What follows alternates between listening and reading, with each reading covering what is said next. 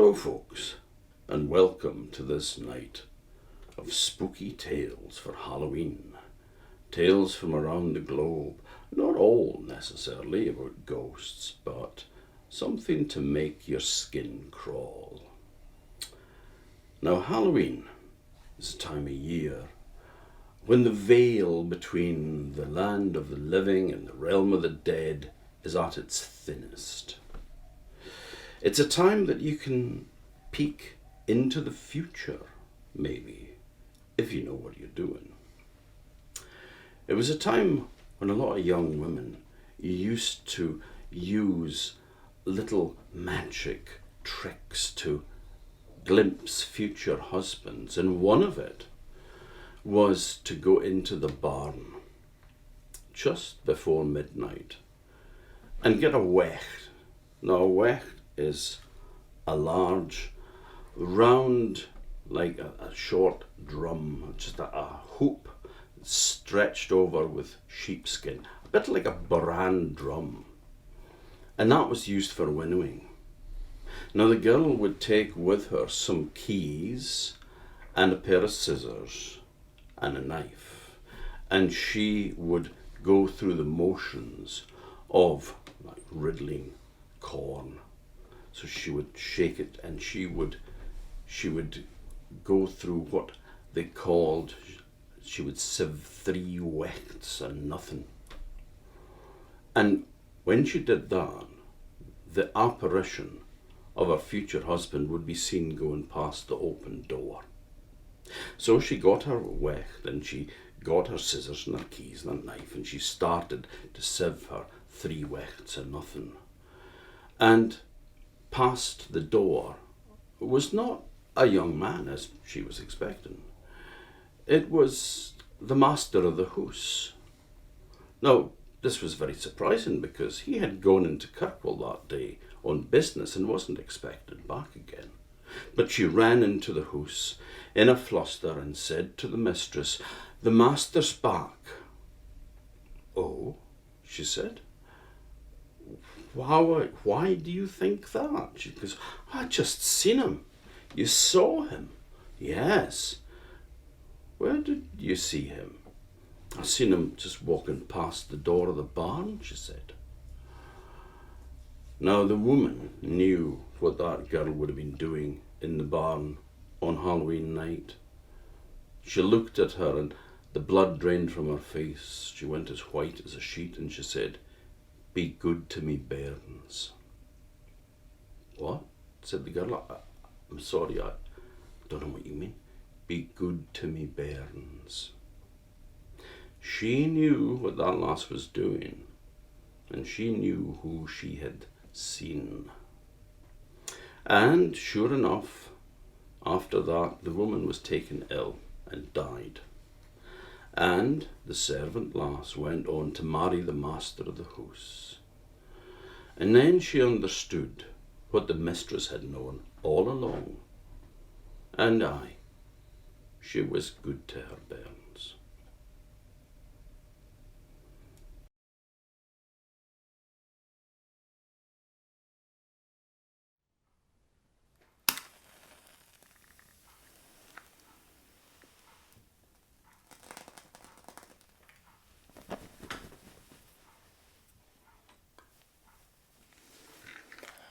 Es war einmal ein rothaariger Mann, der hatte keine Augen und keine Ohren. Once there was a man, and he was redhead, but he didn't have any eyes, and he had no ears. Haare hatte er auch keine, so dass man ihn nur bedingt einen Rotschopf nennen konnte. He had no hair either, so you could call him a redhead only to a certain extent. Sprechen konnte er auch nicht, denn er hatte keinen Mund. Eine Nase hatte er auch nicht. He couldn't speak either because he didn't have a mouth. And he didn't have a nose. Er hatte nicht einmal Arme und Beine. Und er hatte keinen Bauch. Und er hatte keinen Rücken. Und er hatte kein Rückgrat. Und Eingeweide hatte er auch nicht. He didn't even have arms or legs. And he didn't have a back. And he didn't have a belly. And he didn't have a spine. And he didn't even have intestines. Überhaupt nichts hatte er, so dass man gar nicht versteht, von wem die Rede ist. He had nothing at all. So one doesn't even understand who we are talking about. Besser, wir sprechen nicht mehr von ihm. Best not to talk of him at all.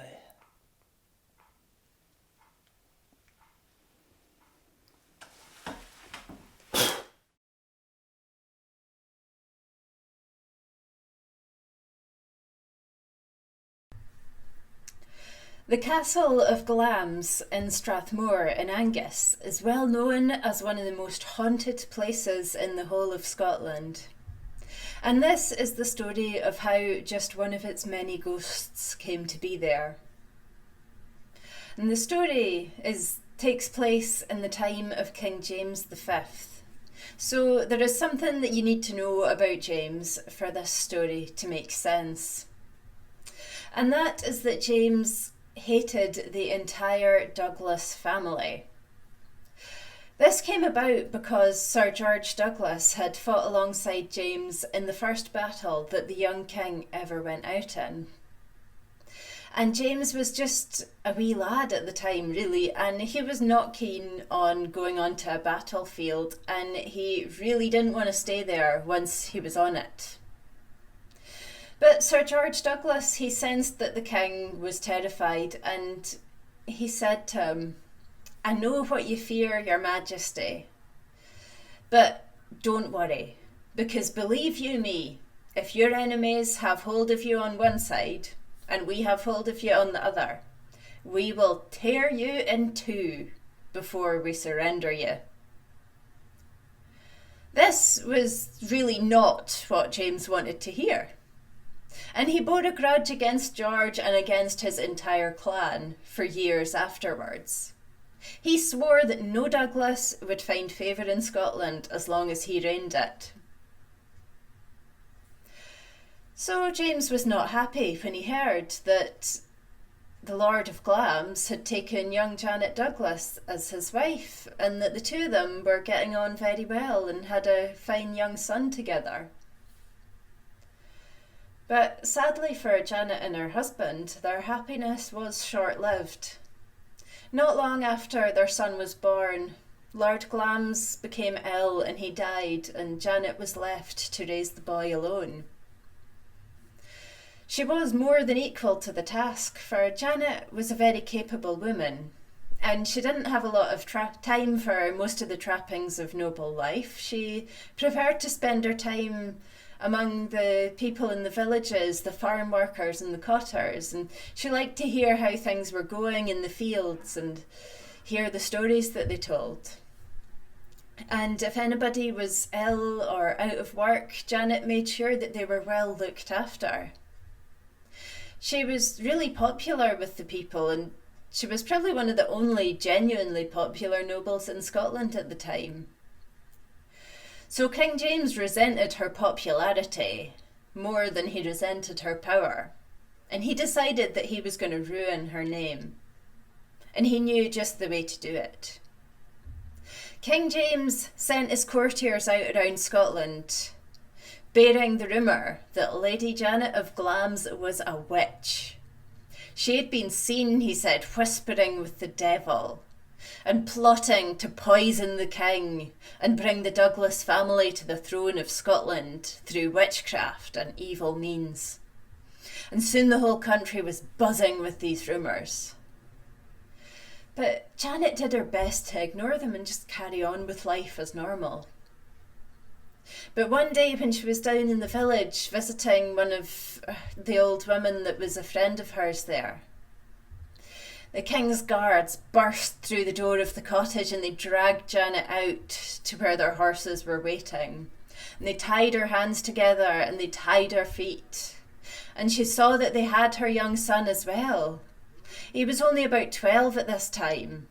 And they dragged him from his lessons at the castle and took him too. And the two of them were driven down to Edinburgh, where King James had a show trial ready and waiting. The courthouse was packed with all the great and good itching to see some drama. But Janet remained calm as she stood in the court. And as they asked, "Are you a witch? Have you spoken to the devil? Have you been plotting against the King of Scotland?"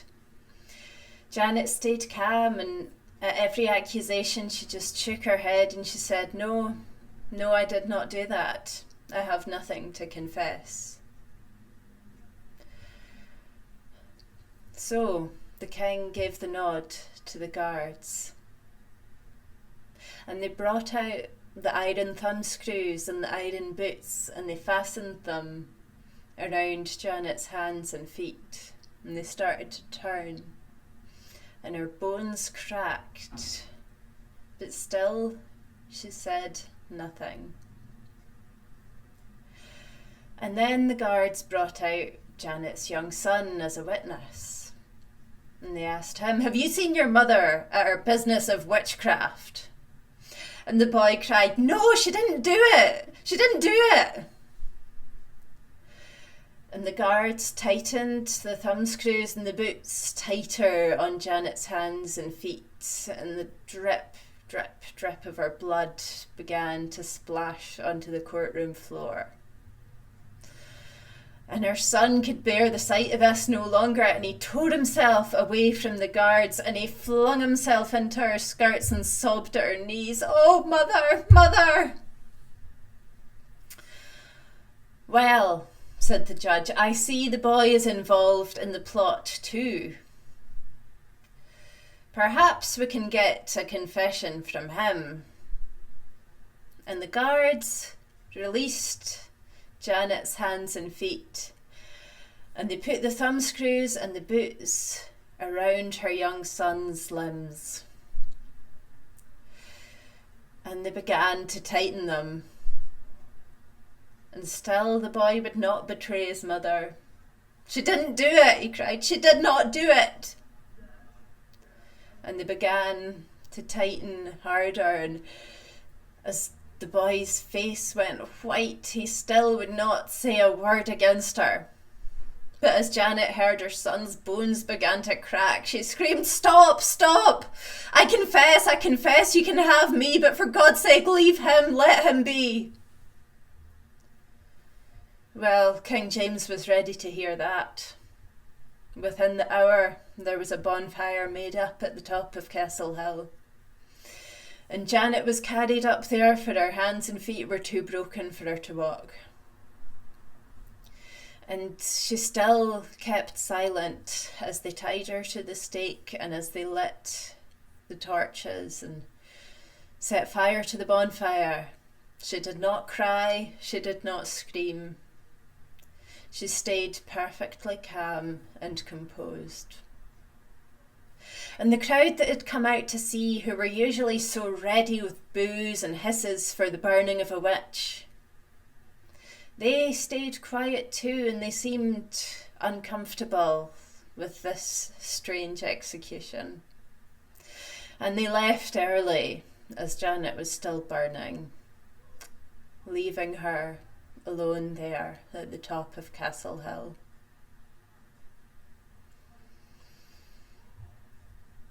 And ever after the day when Janet Douglas was burnt as a witch, she was remembered by the people of Glamis.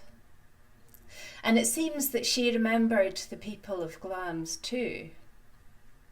For around the castle, in the years to come, people would see a grey shape wandering the corridors.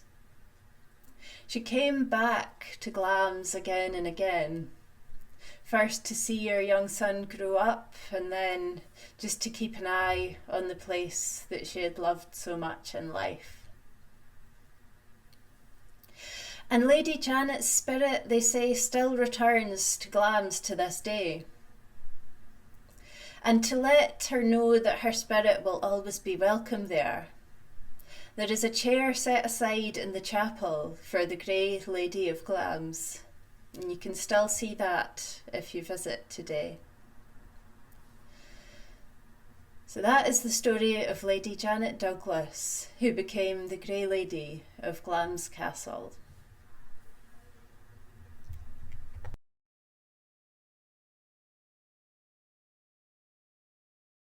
Hi, just over there is the wee island of Shatthamsea, and that's where I live, and this is where the story, written by Kenny Mason, is from.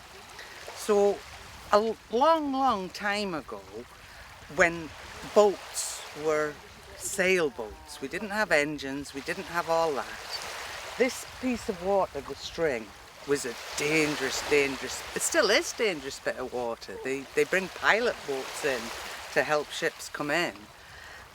There's really strong currents, really strong tides, and you can imagine on a dark, stormy night, this tall ship coming in with only its sails to power it. It crashed into the rocks on Shatthamsea. And there was no help. Nobody could see this crash had happened. So it was the next morning before the folk on Shatthamsea realised that a terrible calamity had happened. And they went out to see what they could do to help. And they managed to rescue 3 men. And the rest were lost to the vicious sea. Now, the men were really grateful for the kindness and the help from the Shatthamsea folk, because it was a long while before a boat came that could take them home again. And they took the mast, one of the broken masts, they took it to the little gatehouse at the castle, and they built a staircase. It was used as a Yule post, and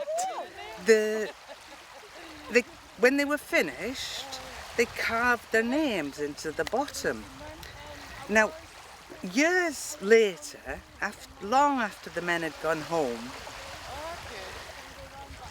a young fella came over. He was studying birds, and he was staying in the lodge, in the gatehouse, and he wandered down to the beach this day, and there was a man working on his boat.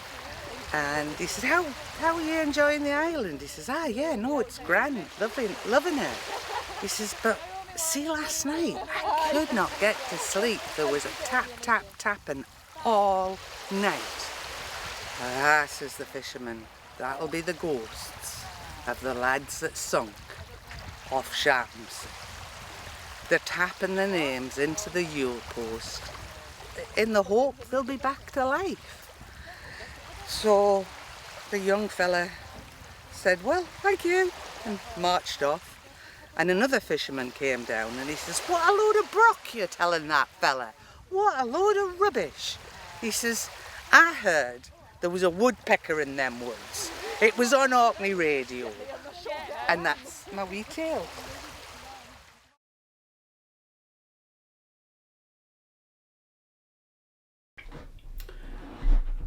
This is a story from Papa Westry, and it's called The Cotter's Curse.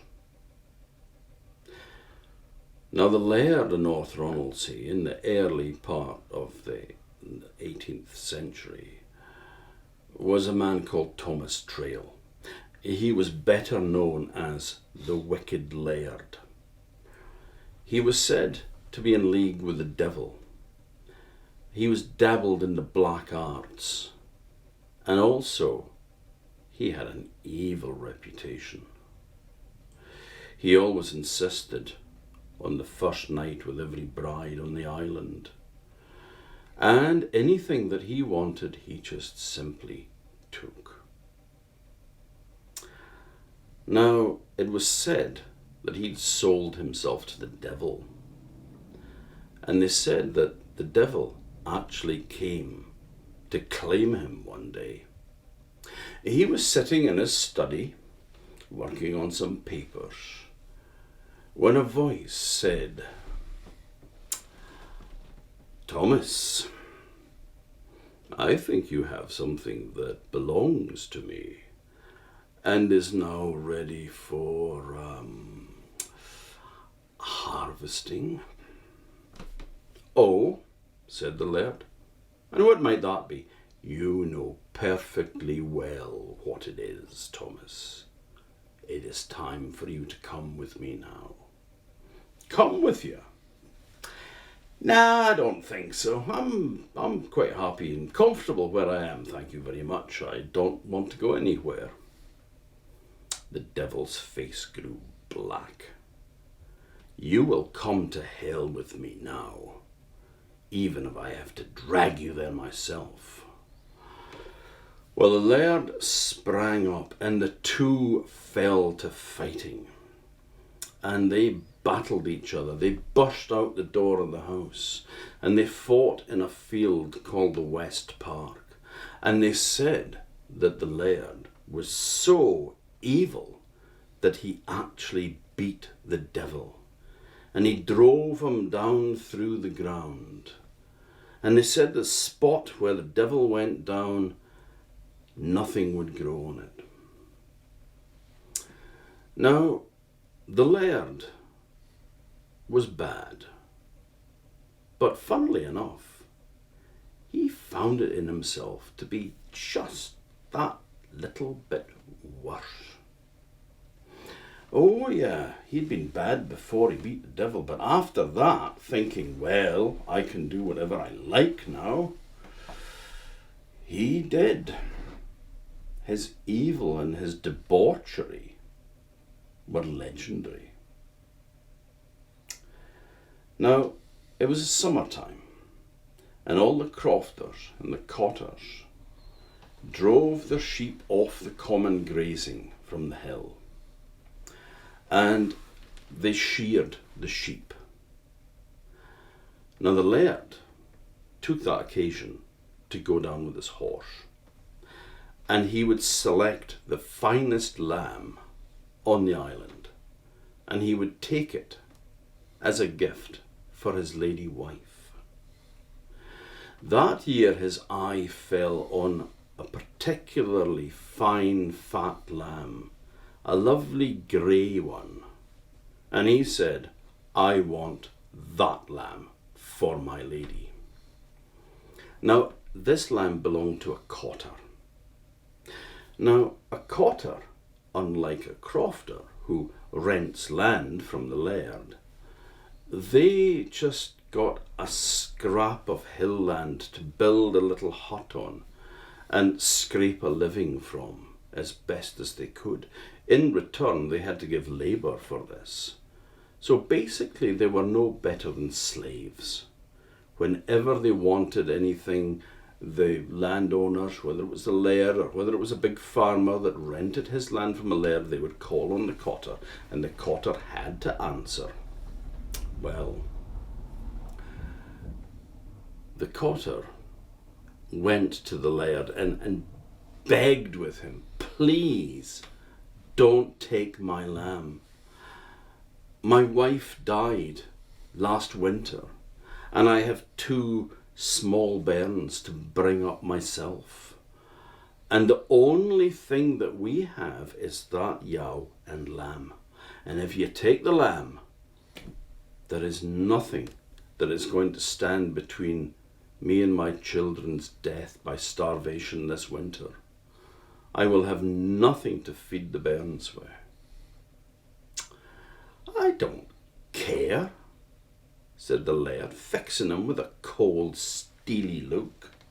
"There's no difference to me whether your brats live or die. I don't care, I want that lamb. I want it for my wife, and I'm taking it. There's nothing you can do about it. The cotter knew that he was right. There was nothing he could do about it. He said, well, take it then. Take it and damn you. And I'll give you something else too. I'll give you a curse to go with it. Your wife will never live to see that lamb. And when you die, you will go to your grave without your blood. The laird just laughed, turned his horse around and rode home. He got to the big house and he went inside.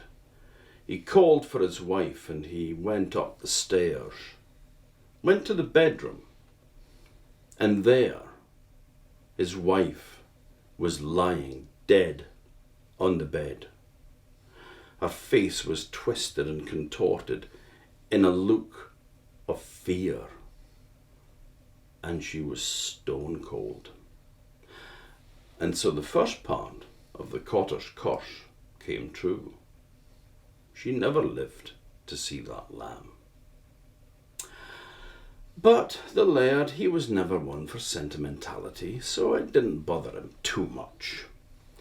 And again, he kept on finding new ways to be a worse person than he was before. Now, time passed, and the laird grew massively fat. And eventually he died. A huge coffin was made for him, and it was taken in to the hall of the house, where it was set on 2 trestles, and the huge body of the laird was put inside it. At the time of the funeral, everyone gathered. All the people came around, all the other lairds, all the big landowners, they all came and paid their last respects. They didn't respect him, of course, didn't like him. But there was free food and free whiskey, so, of course they were going to turn up. Some of them were trying to think of nice things to say about him, Oh, he wasn't all bad. I mean, remember that time that he... Oh, no, it wasn't him, that was somebody else. Well, there was... Oh, no, it was somebody else too. They were racking their brains, but they couldn't think of anything nice to say, so they decided just to drink whiskey instead. Much simpler. Then they had a strange noise, a strange scuffling sound. And 2 enormous ravens burst out of the fireplace, and they landed on top of the lid of the coffin, and they started to fight. And as they did so, they croaked in the most terrible fashion, and they pecked at each other, tearing pieces from each other, feathers flying. People ran over and shooed them off the coffin, but they flew over and landed on the mantelpiece and carried on the fight there. Well, people lifted the coffin and they set off out the door with it towards the graveyard. And the 2 ravens flew out through the front door too. And all the way to the graveyard, they circled above the coffin, croaking and still fighting, still tearing at each other. People said that it was the soul of the laird and the devil still fighting. Now, as they walked along to the graveyard, somebody noticed that there was a drip, drip, drip of blood coming from the one corner of the coffin. A servant was sent back to get a spade to cover over the blood spots on the road. But it was a waste of time, because by the time that he got down there and came back again, the drip, drip, drip had turned into a trickle. And then the trickle turned into a pour. Blood splashed along the road as they carried the laird's body to the kirkyard. And they said that when they got to the side of the grave, there was not one drop of blood left in the laird's body. And so the cotter's curse came true.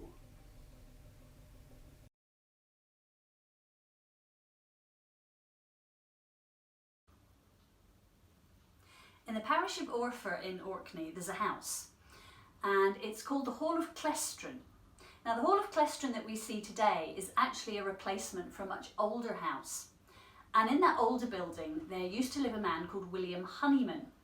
He was one of Orkney's most successful traders. He was a seaman, he was a merchant, and he'd amassed a great fortune by trading, and some people suggested possibly smuggling as well.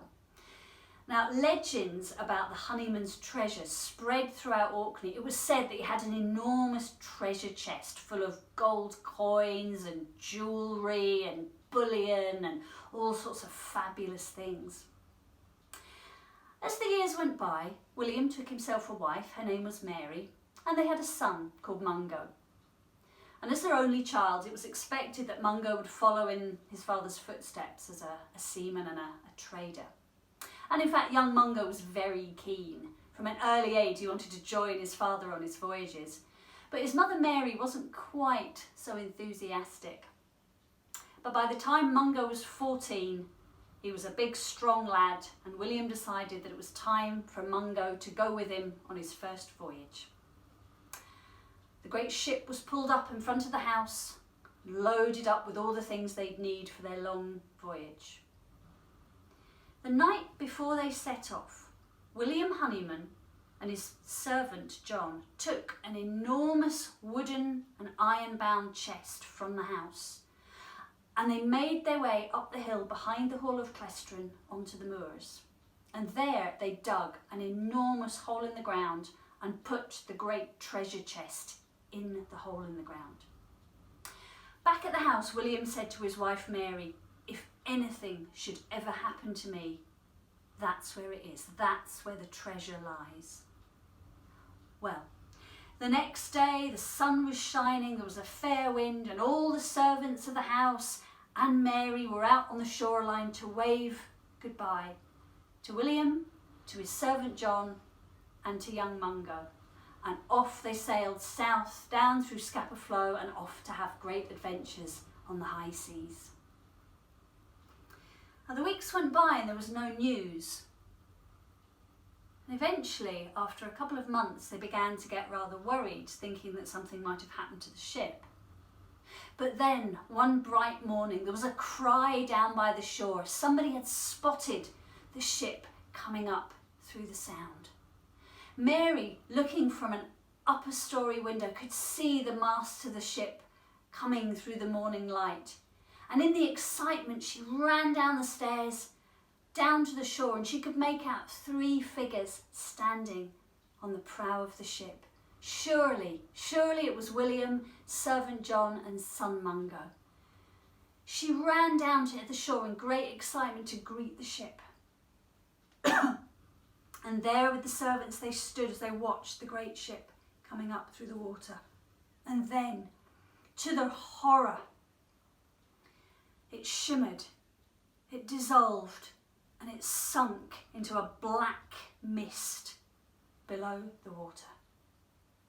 Mary Honeyman shrieked in distress and fainted clean away.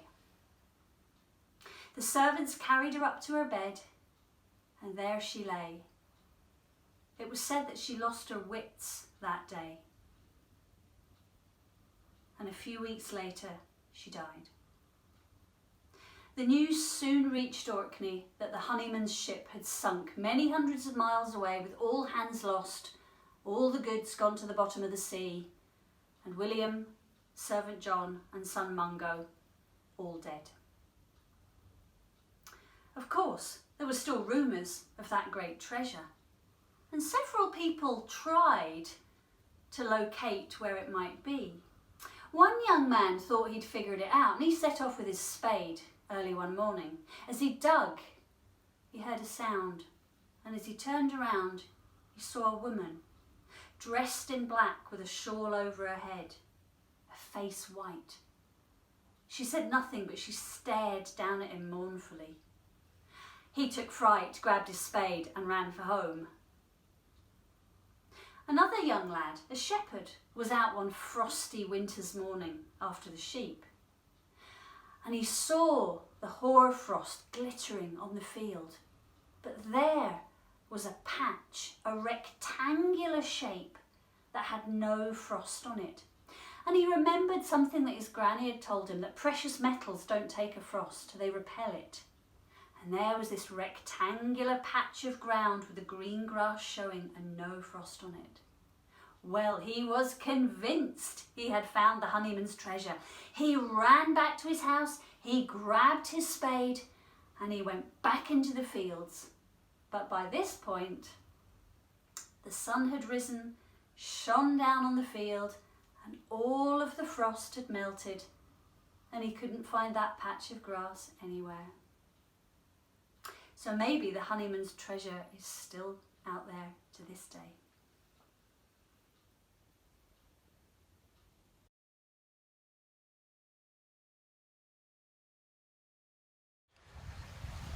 This wee story is a Stanley Robinson story. It's a traveller's tale.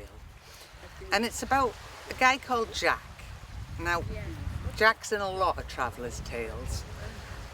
And the children I used to look after loved Jack's stories. So Jack had a wee farm. Wasn't a big farm. He had a few cattle, some barley, chickens, not a few sheep. But he was a bit lonely, and he thought to himself, maybe I could be doing with a wife to help us around the place. So he got dressed up in his best gear, and off he went to the dancing, and sure enough, he found a lovely wife.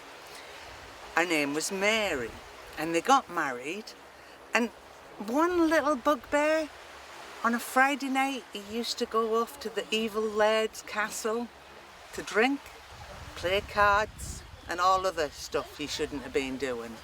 And Mary wasn't too happy about it, but you know, otherwise things were good. And a problem that kept coming up for him was the farm had some trees where a family of crows lived, and the ground in front of the trees just would never grow anything because the crows would come down and eat it, and they tried throwing stones, they tried doing all sorts of things to keep away the crows. No success at all. So Jack decided he'd have a word with the evil laird, see if he could come up with anything. And Mary was well against this idea, but no, he would go off and have a word. So he had a word with the evil laird. And the evil laird said, "Yep, I've got just the thing for you. But you've got to promise me a third of your crop from here on in, because this will make a big difference. You need to go and get an old coat and get some cow's eyes and some sheep's eyes and some hen's eyes, pigeon's eyes, and put them all round the bottom of the coat and finish it off with a pair of hootler eyes." So Jack did all that, and then the evil laird whispered to him the words he was to say once the scarecrow was complete. Can't tell you that. We can't have scarecrows wandering about the islands. So anyway, Jack did it all, made the scarecrow, said the magic words, and it worked. The next year they had a grand crop. The crows stayed away and they didn't have to do anything. And then the next year didn't rain. Didn't rain at all. Now Jack still had to pay the evil laird the money, but he hadn't made any more money because the crop didn't really come. So he wasn't a happy camper, and he took to drinking more. And poor Mary, well, her life was just not worth living. She hated walking past that scarecrow. She'd go right round the fields to avoid it. And she hated the way it seemed to stare at her. And worse still, at night, she was sure she could see the shadow of the scarecrow going round her bedroom and hear it shouting, "Mary, Mary." Well, she moved in with her friend. She'd still come during the day to, help about the farm. But Jack got grumpier and grumpier. Things were not going well for him. And so he drank more and more. And one night, when he was sitting drinking and getting really maudlin, he says, "I know, the trouble all started with that scarecrow. I'm going to go and sort it out." So he took his axe down to the field where the scarecrow was, and he lifted his axe and he chopped the scarecrow's arm. But he missed and chopped his own arm right off. Well, a farmer without an arm, that's not an easy thing to be, especially in them days when all was done manually. So Jack became grumpier and grumpier, till one night he said, "Right, I've had enough.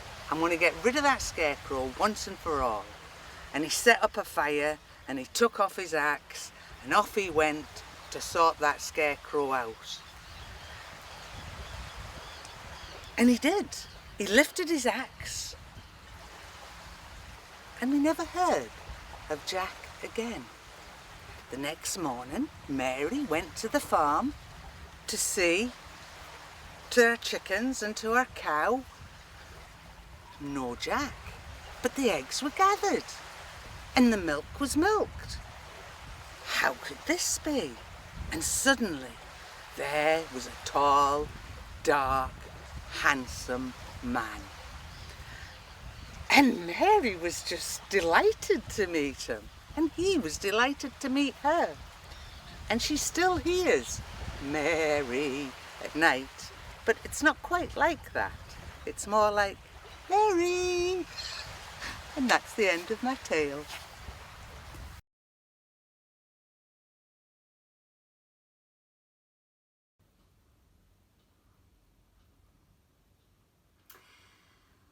A long time ago in the city of Edinburgh there stood a house.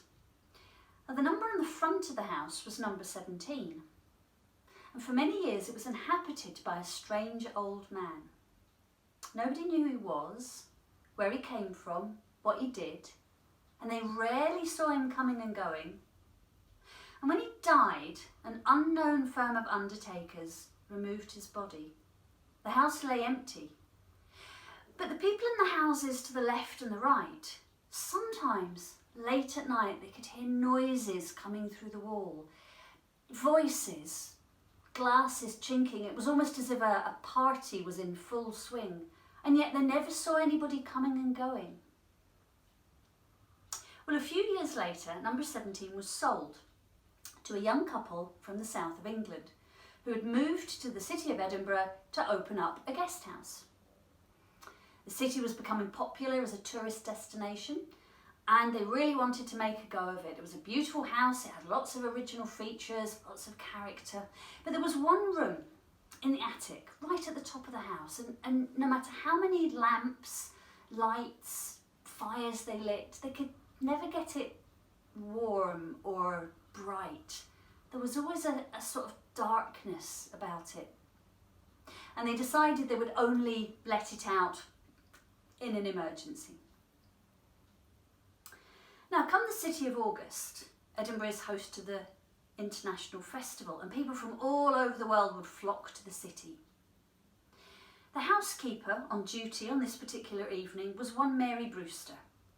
And when she heard the knock on the door late at night, she opened it to find a young couple, pouring with rain, absolutely soaking wet they were, and they stood there with their backpacks, very sorry for themselves. "Have you got a room for the night?" "I'm very sorry," said Mary Brewster, "but we're full up." And they said, we're desperate, we've just arrived, it's pouring with rain, we've got nowhere to stay, just one night, please, we'll sleep anywhere. "Well," said Mary, do have a room. It's not very cosy. We don't care, we'll take anywhere, just one night, please. And so she invited them in.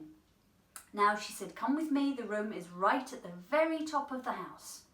So they followed, dripping up the stairs with their backpacks, and they watched as Mary climbed the small flight of wooden stairs that led to a blue door for the attic room.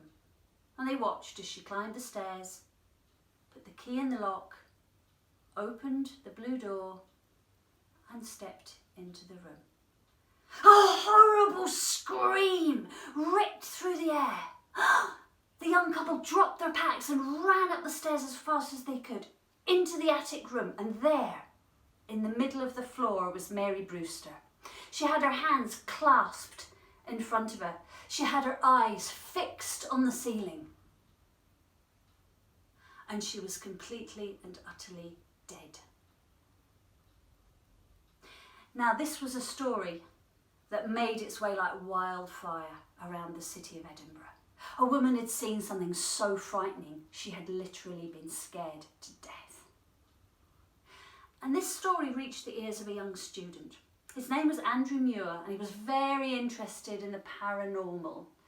Anything to do with ghosts or hauntings, supernatural. And he approached the landlord with a proposition.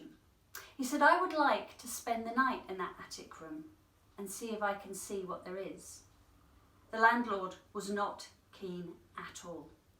He did not want a repeat of what had happened to Mary Brewster, but Andrew Muir was very insistent. Have no fear, he said, we'll have an alarm system. And this is what he proposed. He said, I'll take up into that room 2 bells. One will be a small, high-pitched, tinkly bell. And I'll ring that bell if I see anything strange.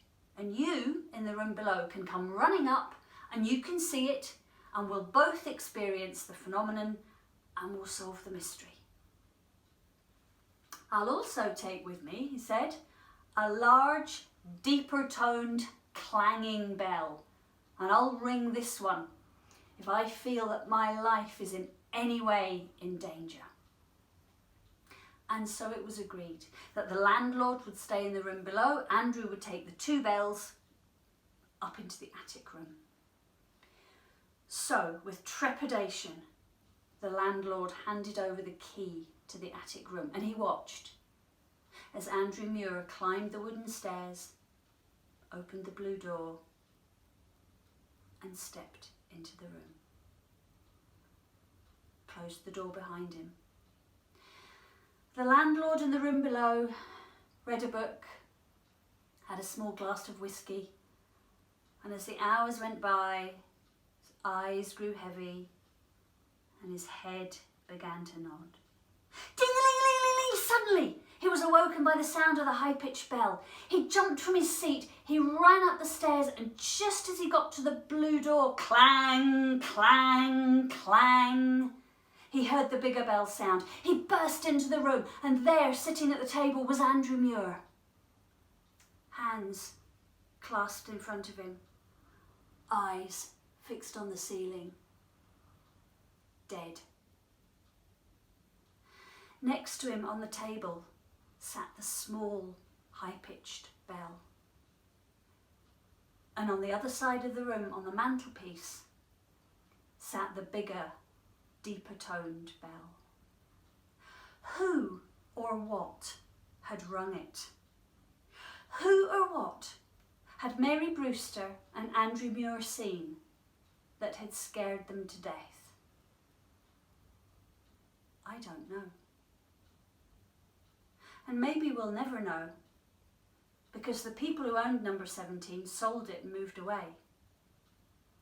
But somewhere in the city of Edinburgh, there stands a house.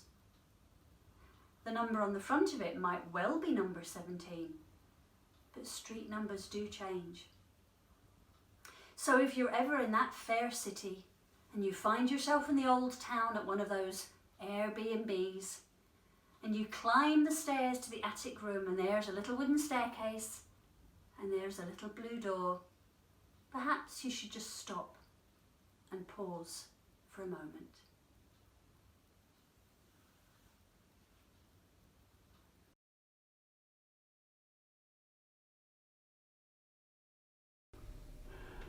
This story comes for Sandy, and it's called The Stone Winding Sheet, or The Stolen Shroud, that would be in English. Now, Baba Skiddawa was dying, and Baba Skiddawa was a very, very particular old woman, the most particular person probably in all the island of Sandy, and she wanted to make sure that her funeral was all arranged before she died. And so she called for a woman called Black Chalk, who was the Howdy wife that lived nearby at the Hoosa Bay. Now, Black Chalk obviously wasn't her real name. Her name was Jenny, but she was named after her father, who had been called Black Chalk, and she looked so much like him. But she was a woman that had a bit of a reputation. I mean, she was a Howdy wife, so she would deliver bairns and she would set broken bones and she would use herbal remedies, but she would also put people out of the world decently as well. But she had a bit of a reputation of maybe being just a bit on the wrong side of the black arts. But anyway, Baba Skiddawa called up Black Chalk. She came to the house and she says, right, I'm wanting to make sure that everything is fine for my funeral. Right. She says, go over to the chest of drawers there and have a look in the bottom drawer. You'll find me winding sheet, her shroud. So Black Chalk pulled out the drawer and took out a beautiful white garment, absolutely beautiful, made not of coarse calico or anything like that, or cotton. It was made of silk. I bought that length of silk at the Lammas Fair, she said, 40 years ago, and I thought it would be just the thing to go to me grave in. I don't want to go in me grave looking like a beggar. You'll certainly no do that, said Black Chalk, fingering the beautiful silk. Do you think I should try it on? Said Baba. Ah, no. There's no need for that, said Chalk. I can see perfectly fine that it'll fit you well. Well, a few days later, old Baba Skiddawa died. Black Chalk went up to the house. She washed her body and she put the beautiful winding sheet on her. She took turns sitting with the body at the leak walk, because you never left a body alone between the time of death and burial. Evil spirits could get in. The soul of the dead was vulnerable at that time. So they always kept a light on and a Bible open in the room, and they sat with the body. Now, on the day of the funeral, Black Chalk drank like a beast. She was knocking back the strong ale and the whiskey. And the whole time she was hovering around that open coffin and feeling that silken winding sheet and saying, what a shame, what a pity it is to put a beautiful bit of cloth like that in the ground. What a waste. Well, Baba was buried, and that night, you won't believe it, but Black Chalk proved herself to be on the wrong side of the black arts. Because you know what she did? She took a spade. She went to the Cross Kirkyard at night when everybody else was asleep, and she dug up Baba Skiddawa's grave. She forced the lid of the coffin open and she stole the winding sheet off of poor old Baba and left her lying naked in the grave. And then She filled the grave in again and she went home with her prize. She went to a kist that stood in the house, a big chest, and she hid it down right in the bottom of the kist. And then she went to her bed, feeling happy with herself. Now the next day, Lady Elsness sent a servant of hers, Andrew Moody, to go to a neighbour's to get barm for home brew. Barm was the working yeast to set off the fermentation inside the barley, make new beer. So he went off and he got his chug of barm, and he was walking home, and it was getting late, and suddenly the sky, which was darkening anyway, went black. He looked up and he saw that the whole sky was covered in black clouds. And then the thunder started to roll, and the lightning flashed so brightly that it lit up all the surrounding countryside in a blue glow. Andrew was scared. He noticed to his horror that the sky was at its blackest above the cross kirkyard, and also he realised to his horror that his road led right past the gates of the kirkyard. Well, as he went along, trying desperately to feel brave, he saw a sight that he would never be the better of, something that frightened him to the core. Because in the cross kirkyard there were pillars of light like flames standing up out of every grave. They were as tall as a ship's mast, and they flickered, and some of them seemed to sway slightly side to side. They were all colours. There was yellows and reds and blues and greens. And on top of each pillar of light, there was people standing. Some had one, some two, others had 3 or 4. It depended how many people were in that grave. And they were all talking to each other, and they were pointing, and some were shaking their heads, and some were tutting, and others were laughing. Because they say that when the souls of the dead come back, they take on the same traits that they had in life. Andrew was rooted to the spot in absolute terror. He couldn't move, he couldn't take his eyes off the pillars of light and the bodies standing on top of them. And all these bodies, they were all pointing in one direction, shaking their heads, some tutting, some laughing. And his eyes were drawn to where they were pointing. And it was a pillar of light with one body standing on top of it. And that body was stark naked. It was Baba Skiddawa. Baba, whose winding sheet had been stolen. The others had their shrouds on, which were blowing in the wind, but not Baba.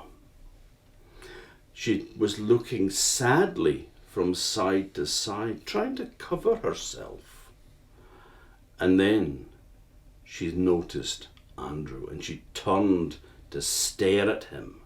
And he knew that if he made eye contact with a ghost, he would lose his wits for the rest of his life. And then he suddenly found that he could use his feet again, and oh boy did he use his feet. He ran as fast as he could to the nearest house, which was the house of Black Chalk's house. He got there, and he tried the door, but the door was barred. He beat on it with his fists, and he screamed out, "Let me in, for God's sake, let me in. I've seen things tonight I'll never be the better o'. Please let me in. If you've got any pity, or if you ever hope for any mercy yourself, you'll let me in now. The whole legions of the dead are after me." Sure enough, coming behind him were all the ghosts from the graveyard, all heading towards the House of Bay. The door opened, and Black Chalk pulled them in and slammed the door and barred it again. He noticed that there were 3 owls stuck in the doorway, and that she'd blocked up all the holes in the house, the smoke hole, the window hole, and even the cat hole on the flagstone above the door was stuffed tight with jute sacks, and everywhere there was metal. Metal is a great protection against the supernatural. He tried to explain what he had seen, but Black Chalk wasn't for listening. She sat there with a needle in her hand, a big knitting needle, and she made a circle around herself, and with the needle she was drawing still around and around in the circle and muttering something to herself. Now Andrew was sitting over at the side, and he tried to speak to her, but she threw a peat at him and hit him on the knee. He yelped in pain. And then they struck. The ghosts hit the house, and they started to tear at all the packing that was in the holes, the smoke hole, the window hole, and the cat hole. They tore it out. One ghost put his hand inside the cat hole, but he touched the sickle, a hook, and the steel in it made him scream. And all the ghosts after that pulled back. But then when they realised what had happened, they became angry and they attacked that house. Now Baba Skitherwa's ghost was at the forefront. She stuck her head and her long neck through the window hole, and she was looking from side to side, searching for something. Now the ghosts went round and round and round that house. They went over the top of the house. They went underneath the house as well. And this carried on for a while. All the time Black Chalk was sitting there with that pin in her hand, muttering away. Baba Skitherwa's ghost again stuck her head through the window. This time she put her 2 long, thin arms through as well, and she flailed around like she was searching for something. Andrew was lying at the foot of the window, curled up in terror, and her hand smacked the top of his head, and he fell unconscious. And as he did so, his foot flew out, and it hit Black Chalk on the elbow, and she dropped that steel knitting needle. And then she was vulnerable. She had no protection against the ghosts now, and she knew that if they got in, they would tear her to shreds. So she ran over to the kist, opened the lid, and dug down deep into it and pulled out Baba's winding sheet. The winding sheet seemed to have a life of its own. It jumped out of her hand, and it disappeared up through the smoke hole in a blue flame. Now just at that moment, Black Chalk looked at it and said, "The devil take you, and may the devil go with you." As she said that, there was suddenly a smack on her back, and she was forced forward onto the floor, and she couldn't get up. Now, just at that moment, the cock crew, and the ghosts rushed back to the graveyard. The cock crow is something that they can't stand as well. The coming of the dawn is something that they fear and have to hide from. So they rushed back to the graveyard. When Andrew came to, he discovered that he was lying on the floor, and they said that the mark of Baba's thumb and forefinger were imprinted in the top of his head, and that no hair grew on those spots that Baba's ghost had touched. He saw Black Chalk lying on the floor, senseless. He tried to lift her, but he couldn't. There was no force that he could use that would move her at all. They went and saw some of the neighbours. They came and looked at the house. The house was in a terrible state. And in the byre there was 3 cows lying dead as well. They called an old man who was known to have knowledge. And he came and looked at Black Chalk lying on the ground, and he said she was ghost-bound, and that they would never be able to raise her unless he performed a magic ritual over her. He said 7 prayers, and then he took 7 blue stones and he boiled them in water, muttering incantations over them as he did so, and made Forspoken water. When it had cooled, he poured it over Black Chalk's body, and she was able to move again, stiff and sore, but she could get up and walk about. It was decided that they shouldn't mention this to the minister at all, because he wouldn't understand. But Black Chalk understood. She understood well enough. And you can be sure that after that, she never went near another grave with a spade in her hand ever again.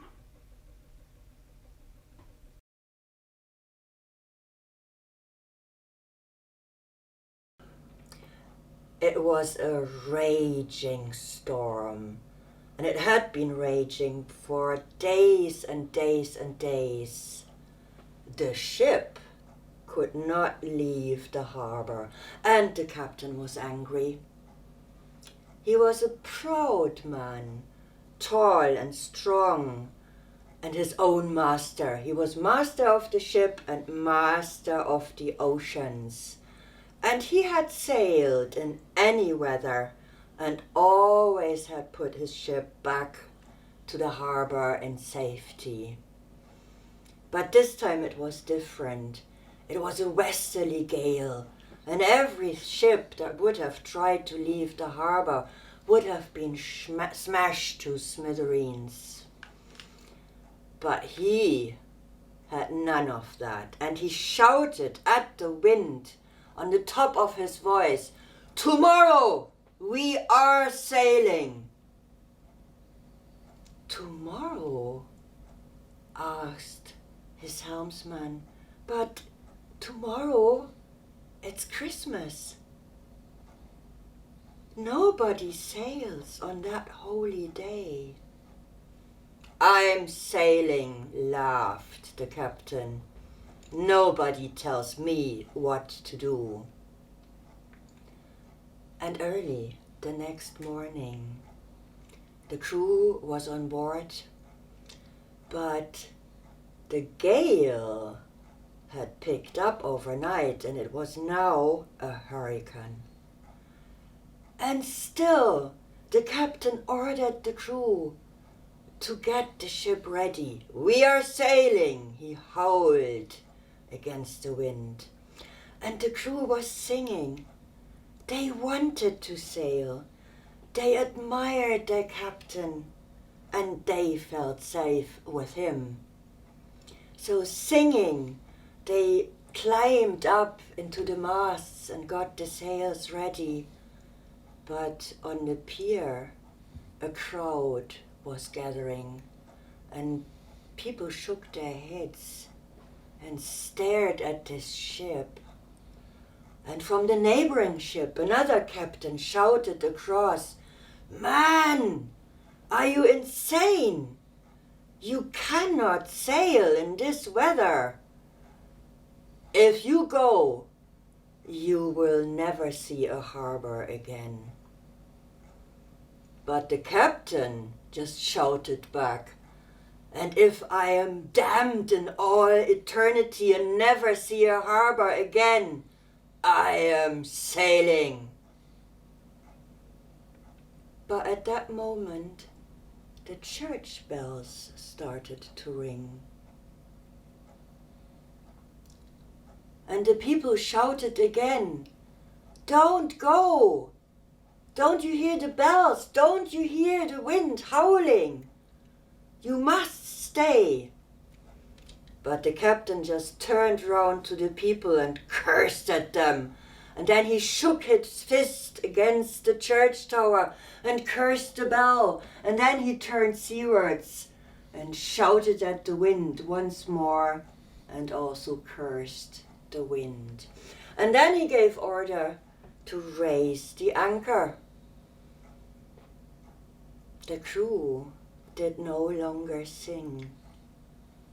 They had stared at the church for a while, listening to the bells ringing, and now, in silence, they rose the anchor. And then they waited for the next order from their captain. But there was no order. The captain stood motionless and stared with blank eyes towards the sea. And soon the people on the pier saw that the crew also had stopped moving. They stood like frozen, looking at their captain. But the ship did move. The sails caught the wind, and first it moved out of the harbor slowly, but then it shot like an arrow out to the open sea. But it was a miracle, because the ship was sailing against the wind. The people on the pier looked at each other, and then again at the ship, and then they saw that the white sails of this ship, they were no longer white. It was as if they were lit up by the rising sun. They were bright red and they were glowing, but there was no sun in the sky, only racing black clouds. A fire on the ship! But no, there were no flames and there was no smoke. And the hull of the ship had turned jet black. And high above the mast, the highest mast, there was a big black bird circling. The people were now shaking, and many turned and ran to the church to pray, while the ship vanished beyond the horizon. And many years, nobody heard anything again from that ship. The people said she must have sunk. No letters came from the crew, nothing. Until one day, near the Cape of Good Hope, a sailing ship was making its way, and for a change, it was calm sailing. The sun was out and there was a strong wind going, but not a dangerous one. When one of the crew, an old sailor, saw a ship racing towards them. It had not been there just a second ago, and now it was as if it had risen from the depths of the sea, and with full sails, blood-red sails, this black ship came racing towards them, and above its mast there was a big black bird circling. But the ship was empty. No one was on deck. and it came at such a speed and sped by, but the old sailor could still see there was no living soul on that ship. "A ghost ship! A ghost ship!" He shivered and he shouted towards his captain, but the captain just laughed. "Get back to work. There is no such thing as a ghost ship. That's just an old man's yarn." But the next day, this ship ran into a fierce storm, and it was smashed into the rocks, and nobody survived except the old man who had first seen the ghost ship. And he scrambled on land, and he was the first one to tell the tale of that ghostly ship. And he called it the Flying Dutchman. And from now on, that ship was seen more and more often, mostly around this area by the Cape of Good Hope. When you saw that ship, something terrible would happen, either to you or to your ship. Only once, one ship got away. The Flying Dutchman came towards that ship, and the crew screamed because it was sailing against the wind, and still it came closer and closer, and it would hit them. There would be a collision and they would all sink. But when it came to the collision, that ghostly ship sailed right through the other ship. There was no sound, there was no crash, there was nothing. And the crew stood and stared with open mouths and saw that ship with its blood-red sails disappearing. But when it was closed, they could also see that captain. And he stood high up on his bridge with white hair waving in the wind and staring straight ahead. But where once his blue eyes had been, there were only 2 black holes.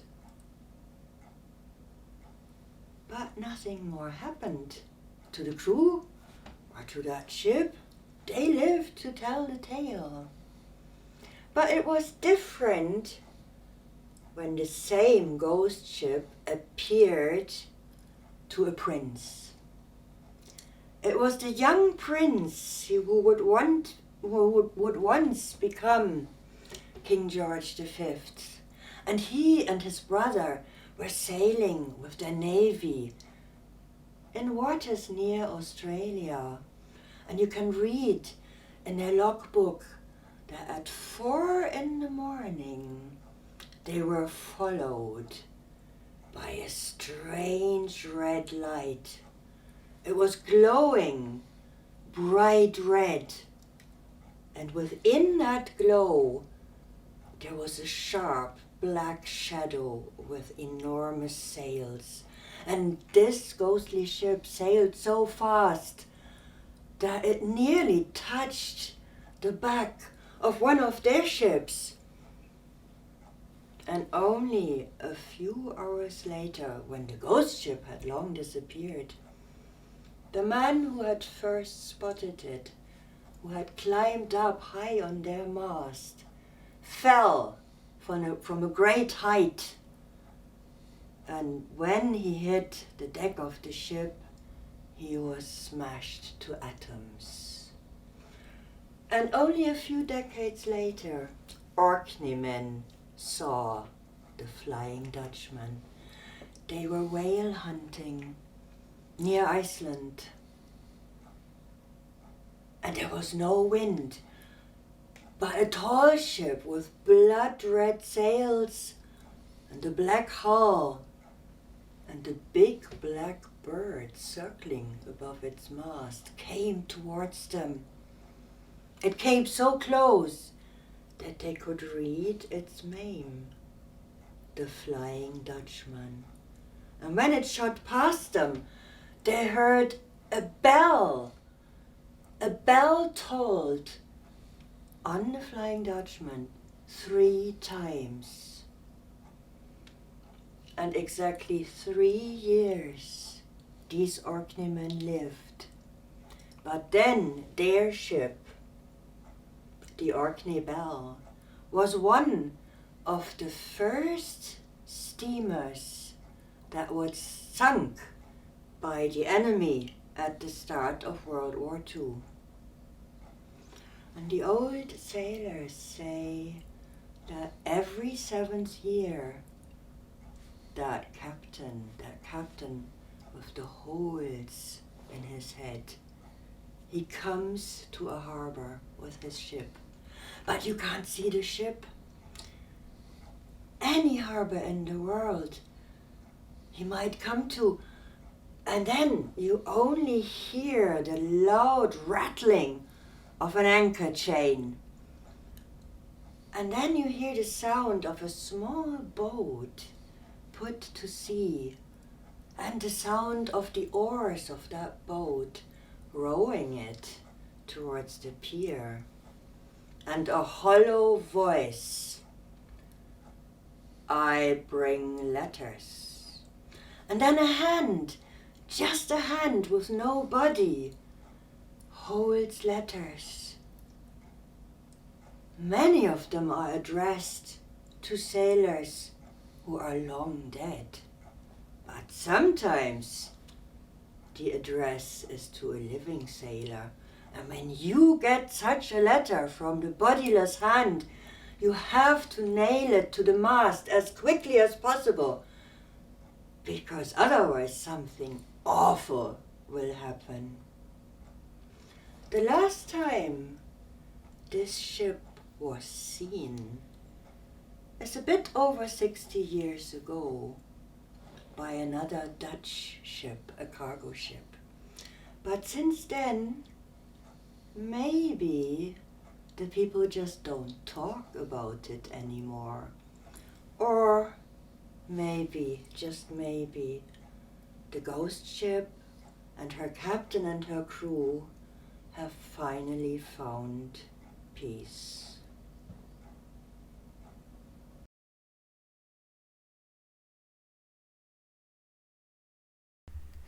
This is a story which was told to the ghost hunter Elliot O'Donnell.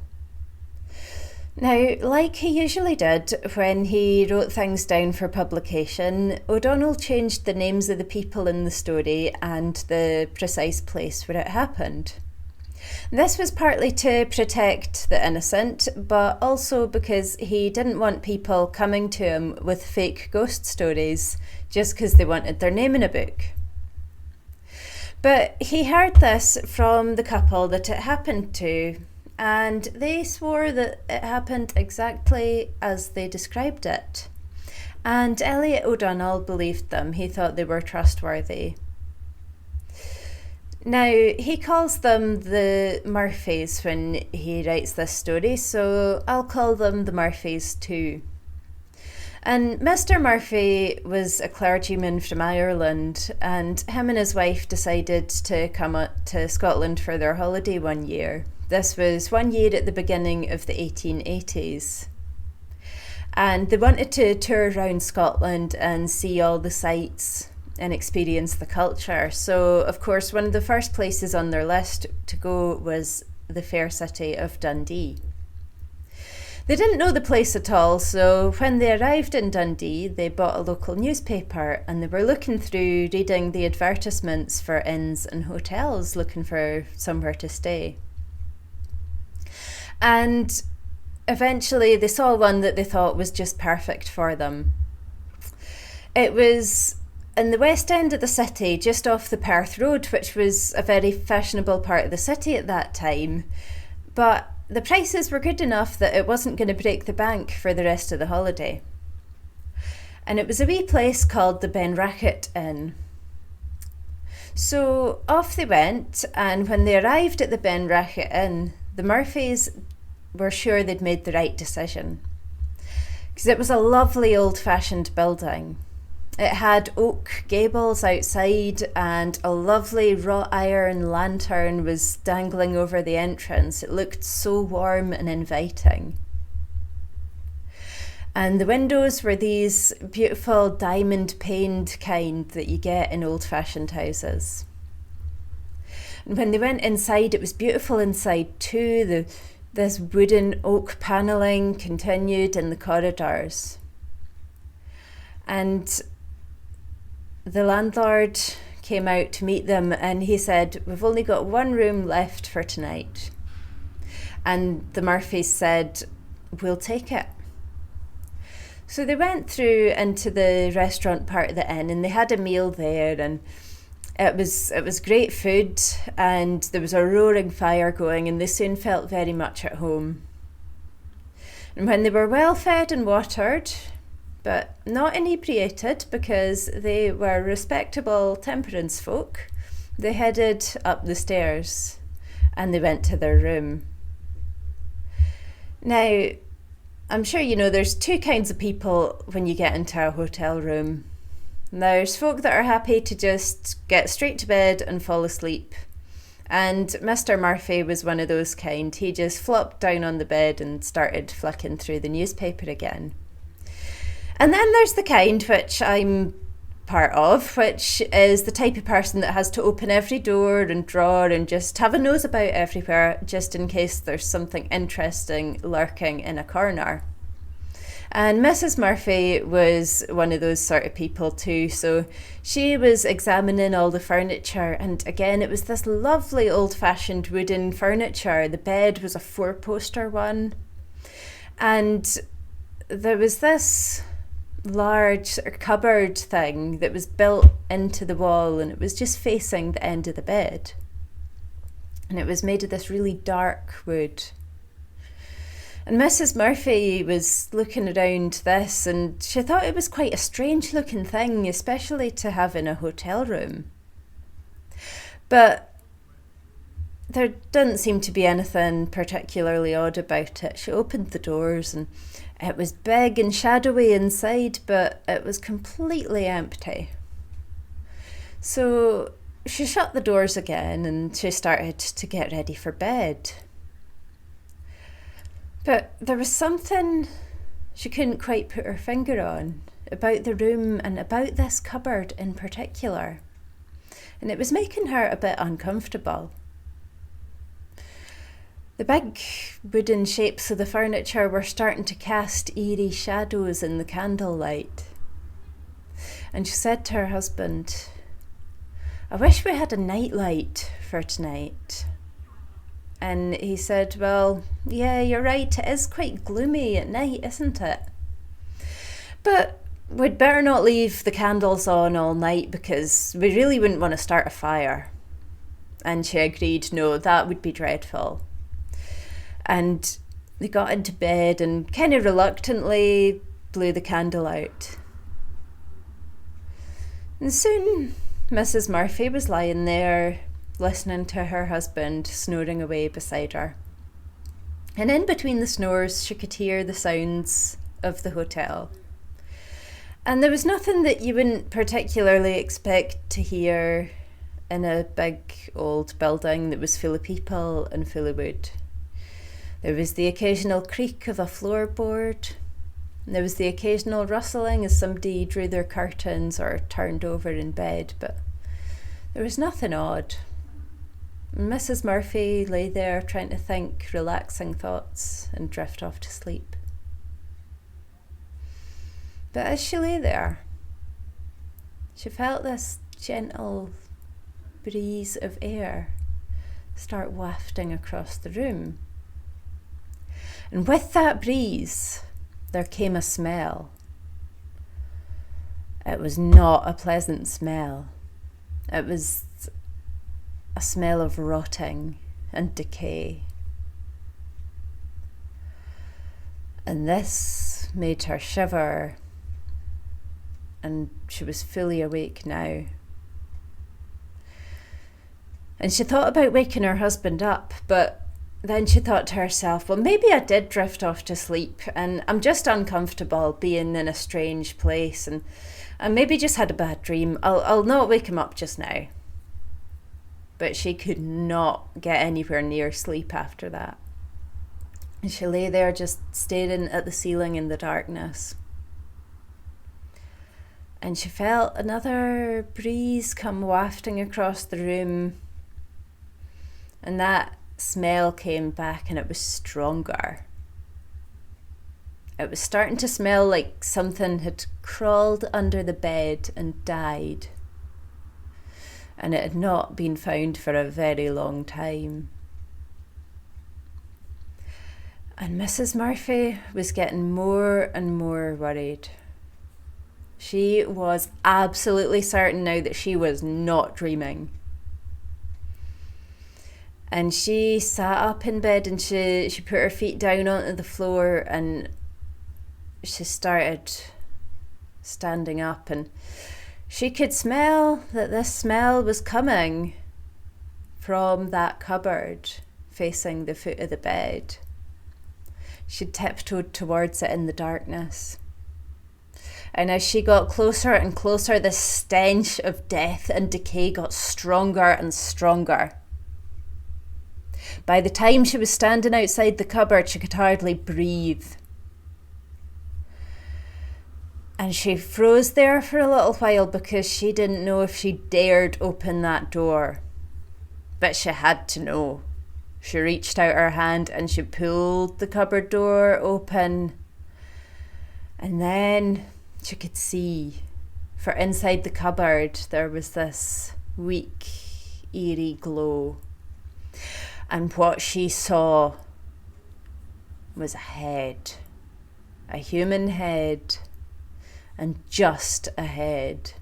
And it was suspended in the shadows of the cupboard and it was looking right at her. And it was so obviously dead that Mrs. Murphy could hardly bear it. For the flesh on its face was grey and pitted and falling off in lumps. And on top of it, there was a dirty mat of red hair. And its nose had caved in with decay and its eyes had slipped from its sockets and were dangling on their stalks. She was rooted to the floor in terror. She could not scream, she could hardly breathe.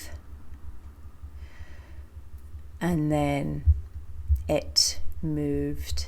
It started hovering towards her. It was coming, looking right into her face. And then she found she could move. She shrieked and she hurled herself onto the bed. And Mr. Murphy was awake now too, and he opened his eyes to see this horrendous apparition just coming straight for them. Mrs. Murphy battered her husband out of the way, and the head passed right where they had been across the bed, and it headed towards the back of the room, but it turned round. Slowly it turned the corner and it started making a circle of the room. The stench was emanating from it. And the two of them gripped the bedclothes in terror. Pray for us, Mrs. Murphy said to her husband, because she thought the word of God might send it back to wherever it had come from. But Mr. Murphy was too terrified to get the words out. He just stuttered a few words, and they looked on in absolute fear because it was rounding the room and it was making its way back towards them. This thing with its decayed flesh and just the air of the grave coming off it. Mr. Murphy reached for his walking stick and he picked it up and he started thrashing it at the head, but it made no difference. The stick just passed through its grey flesh. So they looked at each other and they could tell what the other was thinking. We have to get out of here. They crept from the bed and they started running across the room for the door. But Mr. Murphy tripped over the suitcase and he grabbed out for Mrs. Murphy to steady him, but he pulled her down too, and soon the two of them were on the floor and they were in a tangle in the dark. They couldn't see to get up. All they could see was this grey head, and it was coming towards them again. It was coming for them, closer and closer. And they clung to each other in fear as the head hovered over where they were on the floor. They looked up to see the dripping tendons of its severed neck. And then, to their absolute horror, it started to move down. It got lower and lower in the air, and they could almost taste it with the thickness of the stench that was coming off it. And it lowered down and down,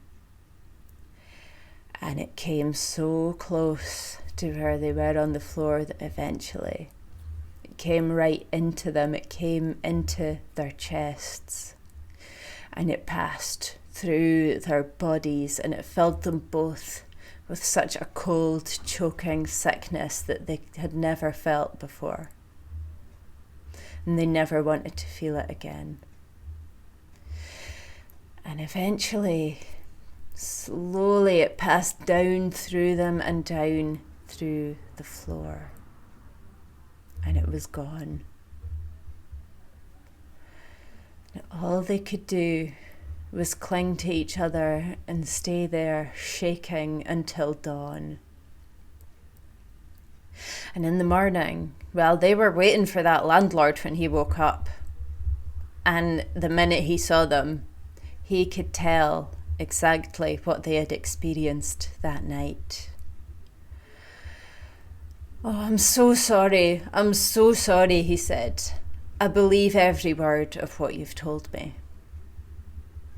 And I will give you a full refund for the room, and if you would like to stay another night, I will give you another room and you can have it for free." And the Murphys were astounded. "You knew about this? What is it? Who is it?" And the landlord explained the sorry tale. The legend had it that the ghost of the Benracha Inn was a travelling peddler, and he'd been murdered there a century or more ago. He'd been beheaded and his money was stolen, and his murderers had hidden the head below the floorboards in that cupboard in their room. And it had only been found when the stench of its decay got so bad that people had been drawn to it and taken the floorboards up. And the murderers, well, they were never caught. They made for a ship at Dundee docks and they made their escape. But some folks say that the ship sank not long after it left the mouth of the Tay, so they did get their comeuppance that way.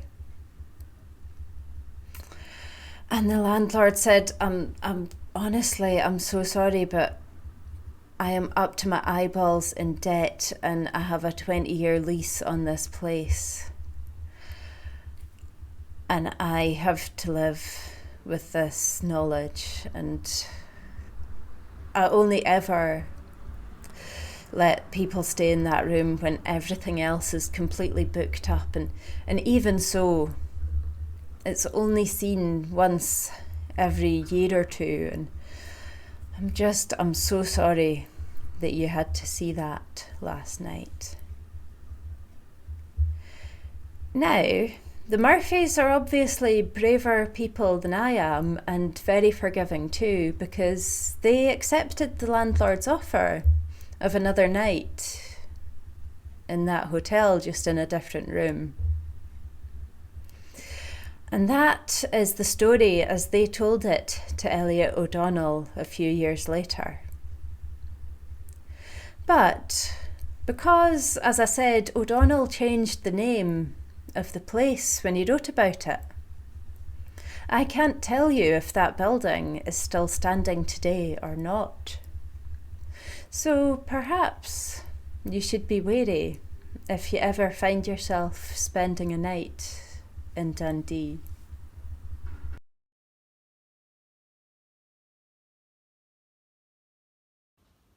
The Ghost by David Horn. The night was dark, the moon was hid, all decent folks were fast asleep, as Muckle Jock trudged down the road that ran along the heaving deep. It winded in and out and up, along the ocean's rim until it reached the kirk, set on the sand, surrounded by its yard, so still.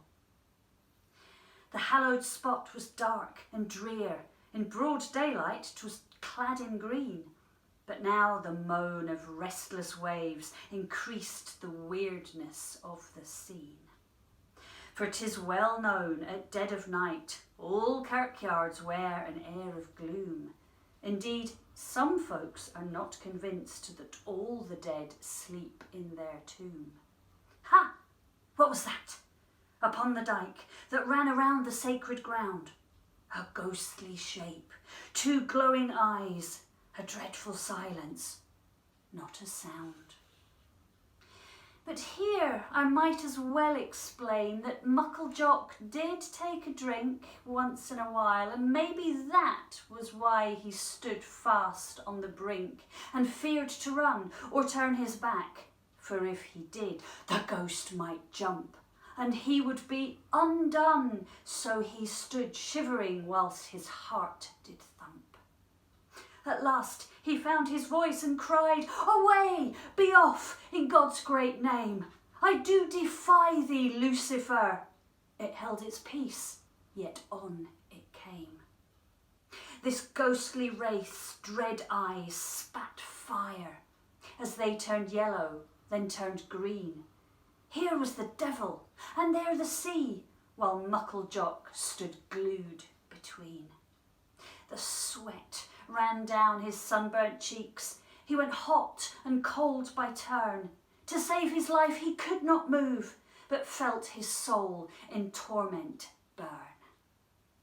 'Twas plain, this thing from darksome pit, who feared not man, nor God's great name, would snatch his soul ere where he stood. So he prayed loud as on it came. Its glowing eyes like two bright stars, its sickening breath hot from below. In fact, Jock felt as good as dead.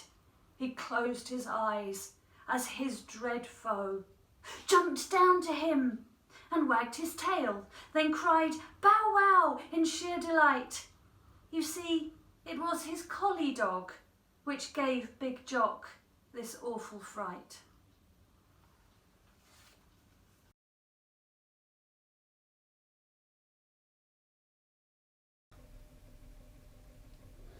Oh, you're back. The last story I'm going to tell you is an old traveller story, which I heard a long time ago from an old friend of mine, Stanley Robertson. Now it's called Robbie Ha. Now Robbie Ha was a traveller. He travelled all around Scotland, but mostly the place that he loved to travel in was the Highlands. He loved the villages up there. He loved the people. There was always plenty of work for him to do. Like a lot of travellers, he was a tinsmith, but he could do more than just mend pots and pans and buckets and such like. He could work with silver, gold even. He was knacky-handed, as they say. He knew how to do things. Now, there was one place that he liked, there was a place called Brackenden, just a wee village. And he had a campsite that he always liked to use there. It was lovely. It was quiet, peaceful. There was a little waterfall just behind it. And then a river that ran down the side of where he camped. And just about 300 yards down the road, on the opposite side, was the graveyard. It never bothered him at all. He always said that he had fine, quiet neighbours. Now one morning, Robbie Ha got up, and he was hungry. He was a big guy, and he got himself a wash to start with in the river, and then he set to cook his breakfast. He got some bracken and some gorse together, and he got a fire going, and he fried 3 duck eggs. Once he'd finished those, he felt that he was ready to start the day.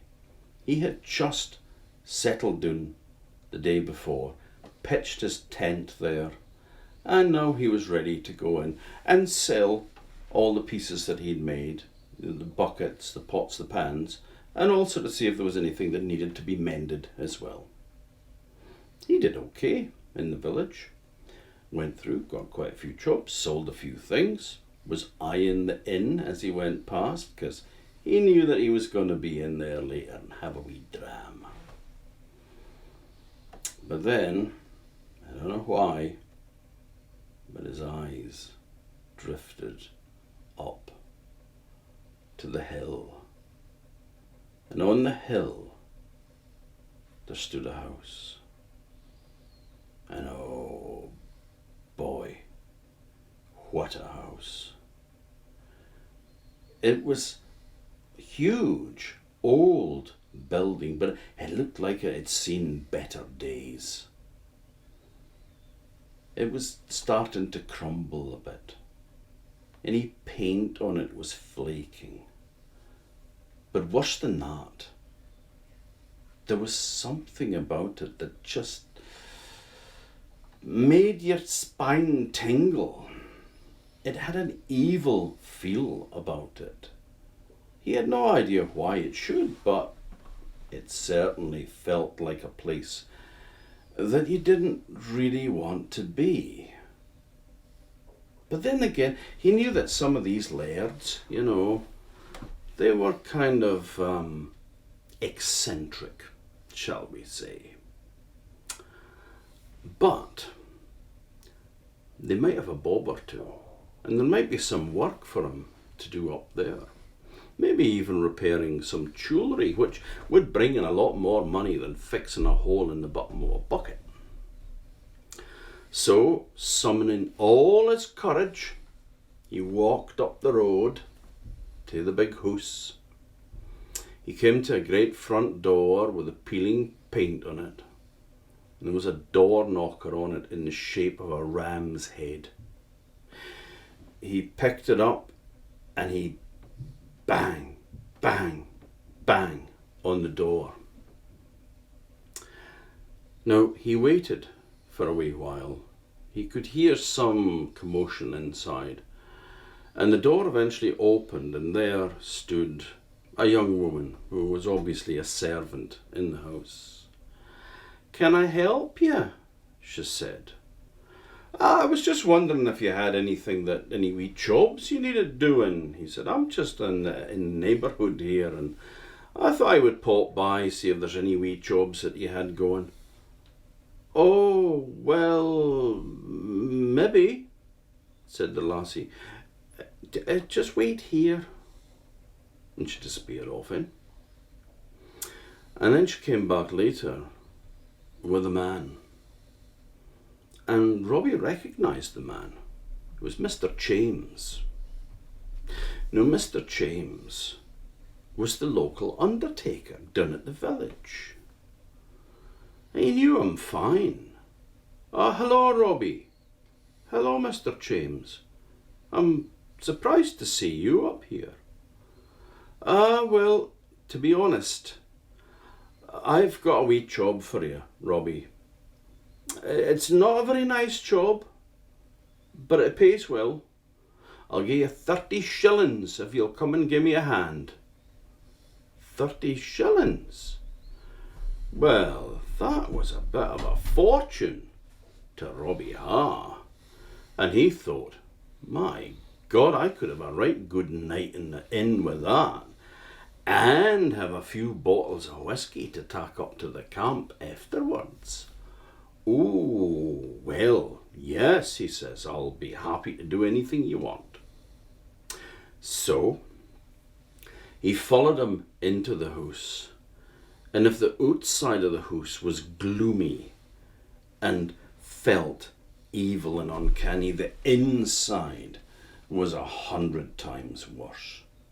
There was a foul smell in the air, and in a corner there was a thing like a shrine had been set up, and above it, on either side, on the two walls, there was a cross nailed to the wall, but the crosses were upside down. There was a nasty shudder went up Robbie Ha's spine, and he followed Mr. James up the stairs. They got to a bedroom door, and Mr. James turned around and said, "No, Robbie, it's no a bonny sight, I must warn you." And he opened the door and they went in, and there, on the bed, was the laird. And it was a sight that Robbie would never forget. Because the laird wasn't lying down in the bed, he was sitting upright. And his arms were all twisted and distorted. And his eyes were wide open and red and bloodshot. His tongue lolled out of his mouth in its last death rattle. And on the face was a look of abject horror. Whatever that man had seen just before he died had literally scared him to death. Well, Robbie summoned his courage again and thought, 30 shillings, night in the inn, bottles of whiskey. Come on, Robbie, you can do this. So he went over with Mr. James, and they got the body, and they lifted him up. There wasn't much weight in him. He was a very thin, scrawny old man. And they placed the body on a marble-topped table. "Thanks very much for helping me, Robbie," he says. "I couldn't have managed this myself. Don't you have some lads that works for you?" "Aye, I do, Robbie, I do, but they're in Glasgow today. They wanted a day off, and, I had to do this, of course. So now we've got to get him straightened out a bit. He won't go in the coffin like that. He's all twisted and bent."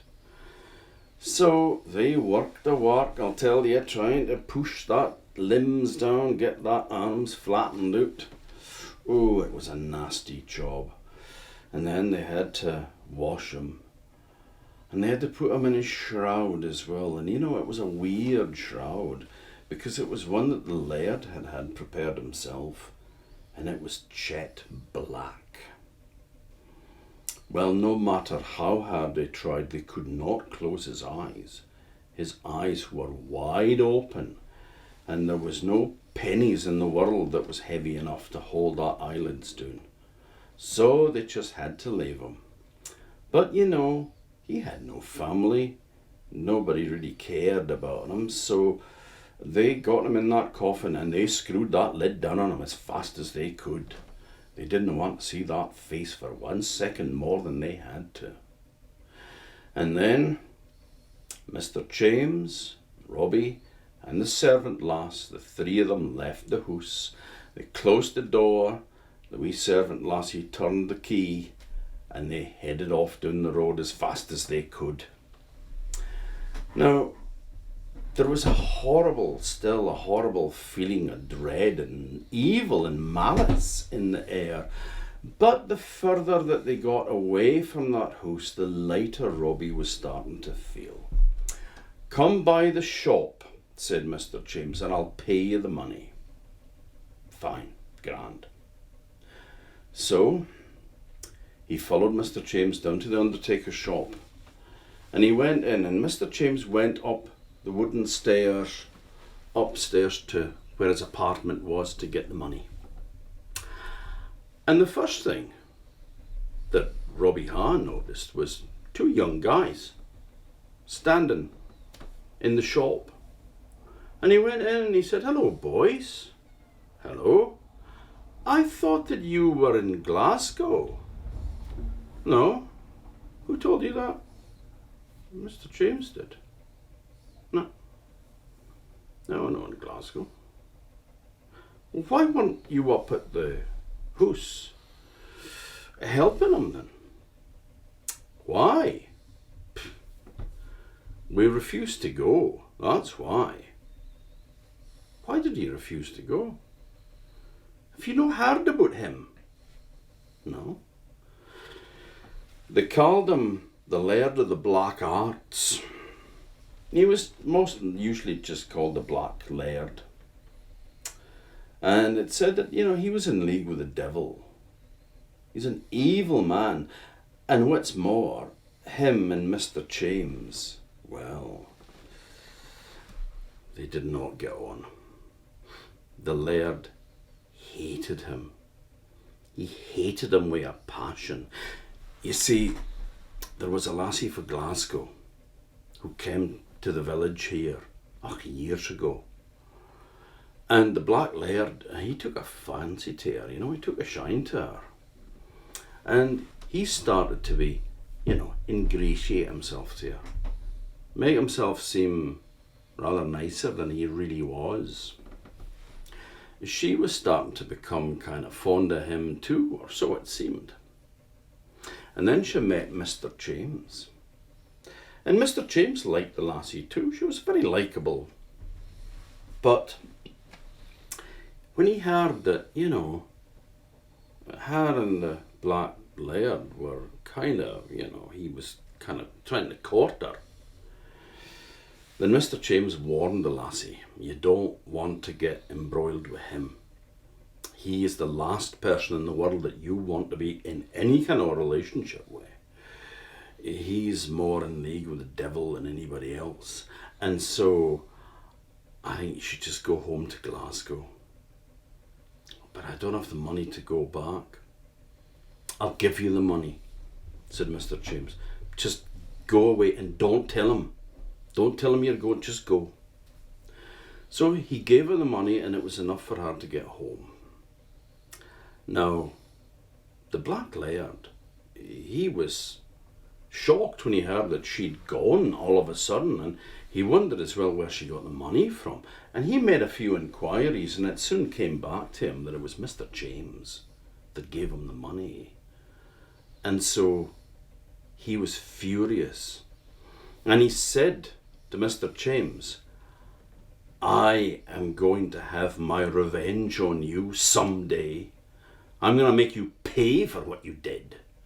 You will pay whether I'm alive or after I am dead. I will have my vengeance on you."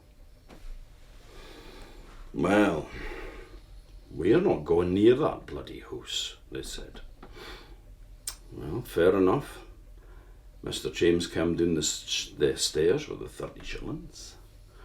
And when he saw Robbie talking to the boys, you could tell that he looked kind of embarrassed, he'd been caught out here. So he was given the money, and he said, "Listen, Robbie, the funeral will be tomorrow. I'm going to need a hand with the coffin because it's not likely to be a very big funeral. Could you come and give me a hand tomorrow?" "Oh yeah, sure," he said. No bother. So he set off down to the pub. He had quite a few pints in there and quite a few drams, and he got himself a couple of bottles of whiskey, and he went back to his tent, and he had a few drams there, and he slept sound all night. Now the next day when he woke up, it was a very different day. See, the previous day had been sunny, but this one was dreich. It was miserable. There was low cloud and a fine drizzly rain. Now, he met at the graveyard at the time that they said, and Mr. James was there, and they carried the coffin in, and the only folk that were there was Robbie and Mr. James, the grave digger, and two women, two strange looking women dressed in black, who looked for all the world, thought Robbie, like witches. And when the coffin was lowered into the grave, they set up a keening, and they screeched and wailed at them like banshees. Oh God, it made Robbie's blood run cold. After that was done, it was strange because Robbie had this funny feeling. It was just a feeling of intense loneliness. He'd never felt so lonely in his life. He headed off down to the inn early because he needed company more than booze. But he needed company. So he sat in there and he drank all day. And then, well, he still had whiskey back at home, and he still had a bit of money anyway, but he went back home, back to his tent for a dram. And when he had to pass that graveyard, oh God, the chills went up his spine. He went to his tent and he went to bed, but he couldn't sleep. He lay awake. There was nothing that he could do to get asleep. And then as he lay there was a screech outside the tent. Was it an owl? Robbie wasn't sure, but it made his blood run cold. And then he heard it. There was a voice calling out, "Robbie, help me! Robbie, help me!" Robbie sat bolt upright in his bed. He thought there must be somebody in trouble. Somebody must be hurt. He went outside. "Robbie," said the voice, "help me." It came from over in the direction of the graveyard. So Robbie headed over towards the kirkyard gates. Again the voice called out, "Robbie, help me." Robbie realised that the voice came from inside the graveyard.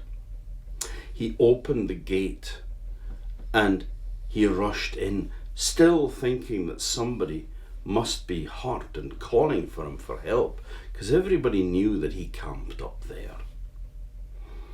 When he got into the graveyard, there was a roll of thunder and a flash of lightning so bright that it dazzled Robbie. And then a strange feeling gripped him. A feeling like he wasn't in control of himself anymore. And then he fell down to the ground and lay there for some time. And when he woke up again, he stood up, and his eyes were glazed, and there was an evil smile wrapped around his lips, and he laughed to himself, a malicious, evil laugh. vengeance. Now, Robbie walked out that graveyard and the half-mile down the road to the village.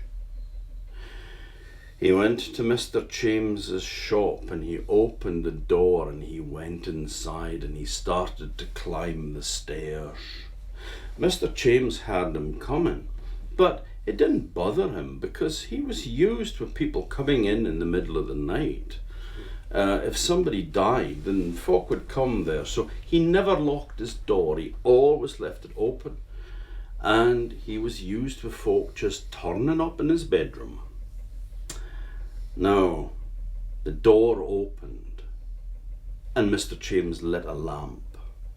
And there in the doorway there was a large figure which lumbered into the room and stood at the foot of his bed. Robbie Ha, what are you doing here? Can I help you, Robbie? No one can help you now, said a voice that wasn't Robbie Ha's, but a voice that Mr. James recognised all the same. I told you I would have my vengeance on you, alive or dead. And now I have come to do just that. And he snatched an awl that was on a workbench nearby.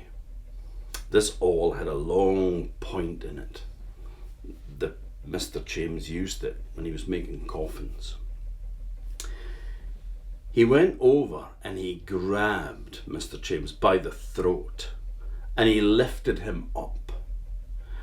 It was as though Robbie was a strong man, but he had the strength of 10 men now.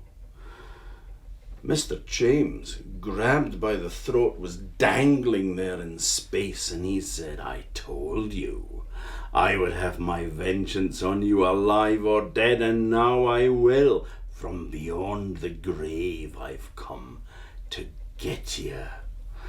And he raised up the awl and he was just about to drive it into Mr. James's heart when suddenly his expression changed. "Ah!" he shouted, and he dropped the awl onto the floor and he said, "I've been cheated! Robbie fell to the floor, unconscious. And when he woke up, he had no idea where he was. He saw Mr. James standing over him and he said, "Mr. James, what happened? Where am I?" "You're in my bedroom, Robbie." What am I doing in your bedroom?" "I just remembered a voice. And I went to the graveyard and I don't remember anything after that." "I don't know," he says, "but I think we both had a close call tonight, Robbie. And I think that you could do with a dram."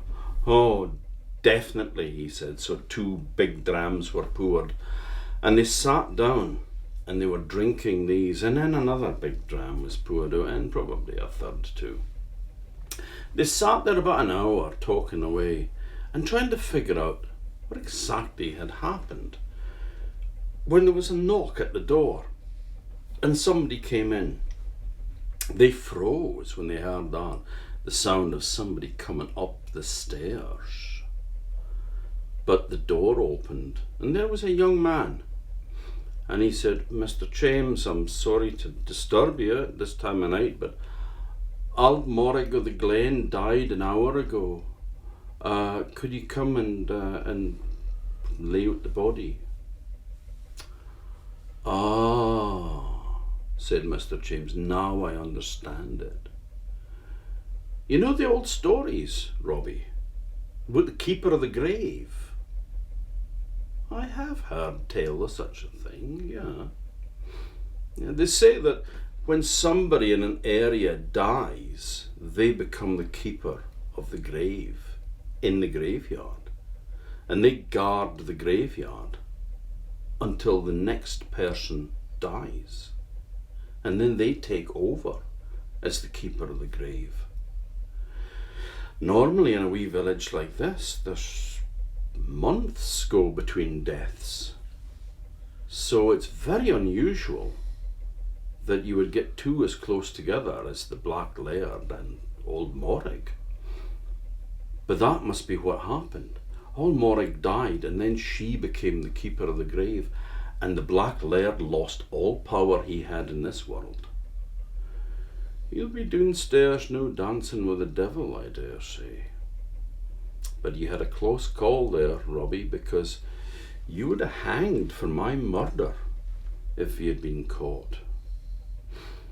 Well, they finished their drams, and, well, reluctantly Robbie went back to his tent, and maybe had one or two more, and the next morning he packed his tent up and he left. And after that, they said that Robbie he still travelled. Of course, he was a travelling man. What else would he do? But now he tended to travel in the lowlands, and he avoided the highlands, and especially he avoided that village of Brackenden. Now, thank you all for joining us this evening. I hope you've enjoyed these spooky tales for Halloween from around the globe, and I hope that we might see you at the event tomorrow as well. Now, have a good evening and take care. And remember, if you hear a strange voice calling out to you for help, make sure you do know who it is before you go out, especially if it's in a graveyard.